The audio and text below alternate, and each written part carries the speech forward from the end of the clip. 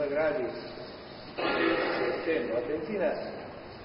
Però con il nido d'ave all'interno, mediamente allora, noi per i principi certo, quindi i nidi d'ave cose non ce ne sono. Non ce ne sono naturalmente, però questo era per motivo di sicurezza. Adesso noi lo faremo anche senza il nido d'ave. Ecco, magari no, lo faremo dopo. Adesso invece quello che faremo vedere è la differenza che c'è tra il serbatoio protetto col nido d'ape e quello non protetto. Pensavo che la coperta usasse solo già con la disposizione di questo nido d'ave all'interno dei serbatoi, però le fuoriuscite carburate possono essere anche accidentali e fiamma grossa,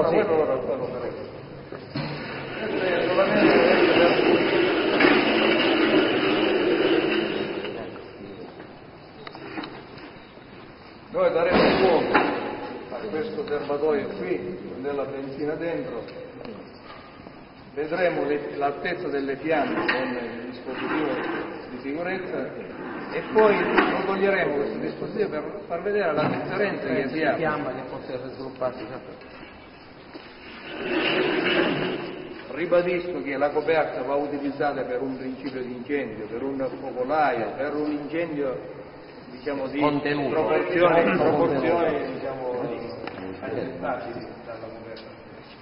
Perché proprio le cose che partire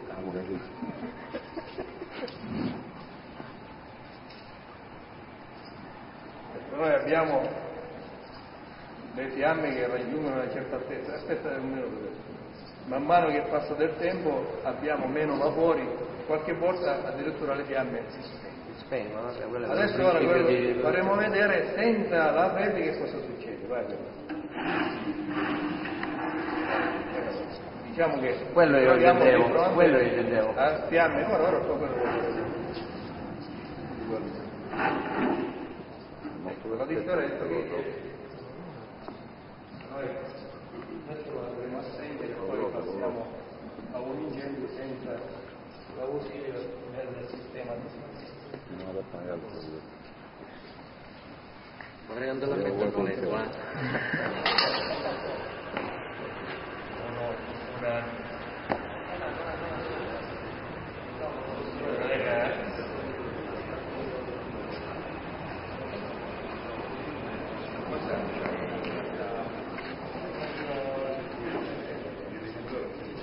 quello che possiamo constatare che la comunità non ha subito grandi danneggiamenti, è ancora integra e può essere riutilizzata.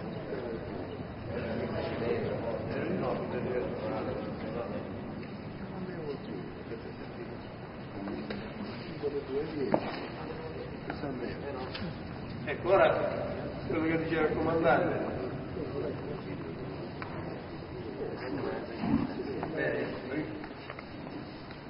Ma non è scadenza? Qui non abbiamo la protezione di sicurezza e quindi dobbiamo avvicinarci con più attenzione.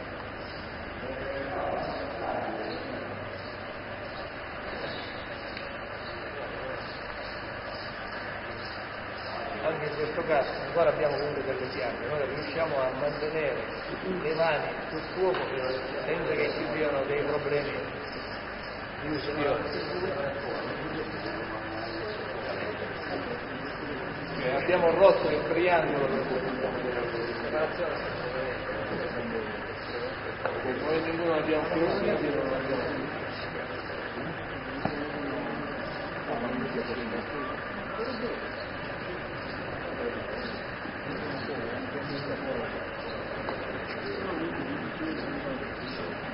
Deve spiegarvi che i fumi sono pericolosi quando le fiamme, anzi addirittura quando ci avviciniamo a un incendio dobbiamo avere più paura dei vapori dell'incendio e dai fumi, perché le fiamme magari riusciamo a vederle a una certa distanza, stanno lì, ma i vapori o il fumo magari non riusciamo ad apprezzarlo, che arriva addosso, ci possono essere dei vapori tossici, noi perdiamo il vento e a volte moriamo.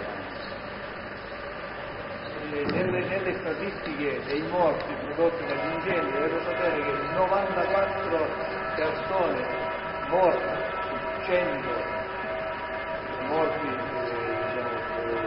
a causa di incendio, 94 persone muoiono per i fumi, per soffocamento, per inalazione di questi fumi tossici. Il 6% solo per l'eruzione di fuoco. Quindi questo la dice lunga su come bisogna avvicinarsi la direzione del vento che ci troviamo, dove c'è la possibilità quindi all'esterno, anche un alido di vento, mettersi sempre con le spalle al vento. Quindi la direzione del vento è determinante quando ci troviamo a spegnere un vento. Adesso naturalmente useremo un rigore di CPL domestico già protetto per motivi ovvi. Noi lo potremo fare anche con un serbatoio, non va avanti anche per a volte per centinaia di metri, da dove passa produce veramente disastri, oltre alla defragazione, quindi al crollo del spazio.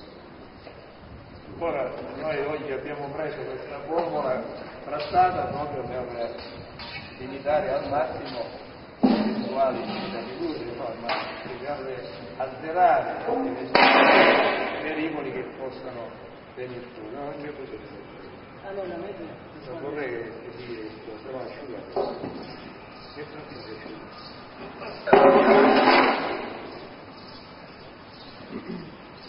Appena puoi venire sul 20. Ora la benzina.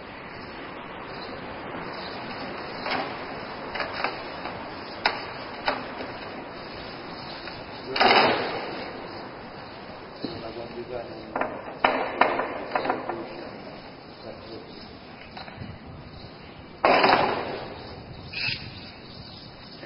adesso sì, la bagniamo anche di benzina.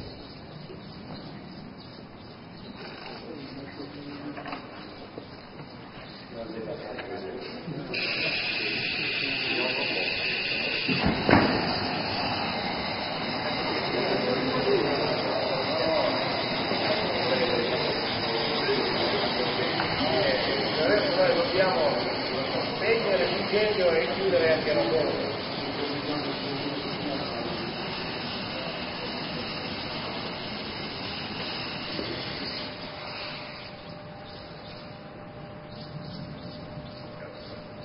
Naturalmente in una condizione del genere siamo anche avvantaggiati perché conosciamo il bidone e quindi ci avviciniamo anche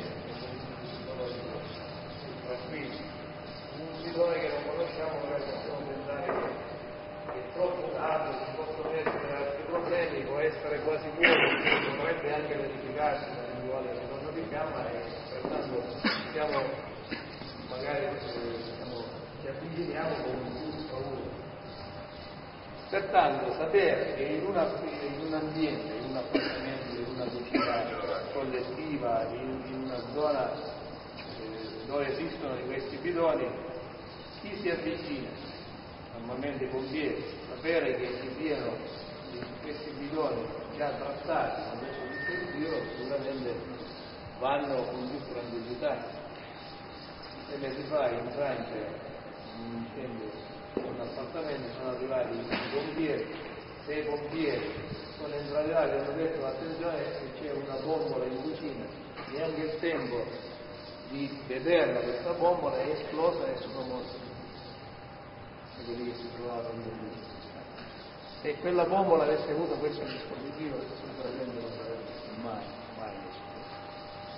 Sarebbe consumato il GPS, man mano che aumenta la temperatura e quindi aumenta la pressione, il GPL esce in maniera anche molto violenta, però non riesce mai a produrre un'eventuale neanche deformazione della sopranza, perché naturalmente oltre al dispositivo di sicurezza di cui vi ho parlato prima c'è anche una valvola di sovrappressione